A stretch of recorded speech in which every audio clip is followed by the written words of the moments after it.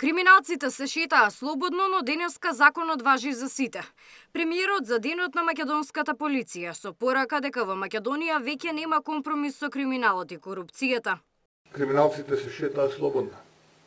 Државата молчеше, а граѓаните живееа со чувство на немоќ.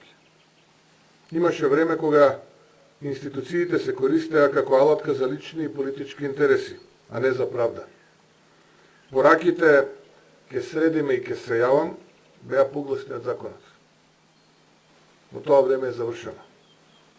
Сакам денес јавно и гласно да кажам: во оваа држава нема веќе место за врски, непотизам и заштита од одговорност.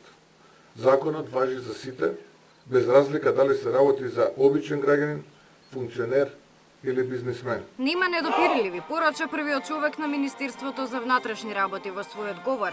Тошковски акцент стави на случајот адитиви, кој е корупцијска афера поврзана со адитиви за јаглен за потребите на рек Битола и рек Осломеј, каде се осумничени функционери, високи службеници и бизнисмени.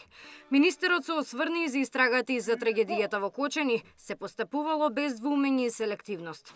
Случајот адитиви, во кој се пријавени 23 лица, е символ на тоа дека нема недопирливи кога се работи за злоупотреба на државни пари и ресурси.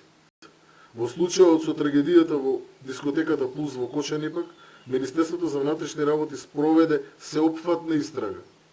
Поднесени се кривични пријави против 70 сторители, меѓу кои има и сегашни и поранешни министри, градоначалници, раководители, инспектори, полициски службеници и други носители на одговорност. Без заштита, без селективност, без двоумење. Директорот на Бирото за јавна безбедност им се обрати директно на криминалците. Македонија не е вашиот дом. Ја бранива Македонија однатре. И затоа праќаме една силна порака до нечестните. Криминалот не е исплатлив. Криминалот нема иднина. Македонија повеќе не е вашиот дом.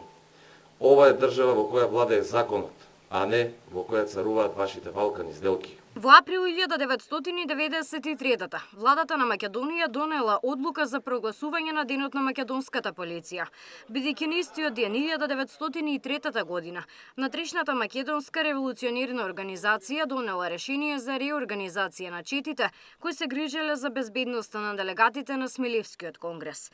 На денешната церемонија присуствуваше премиерот, представници на безбедносните служби во државата, јавниот обвинител Коцевски, представници на дипломатскиот кор и градоначалници.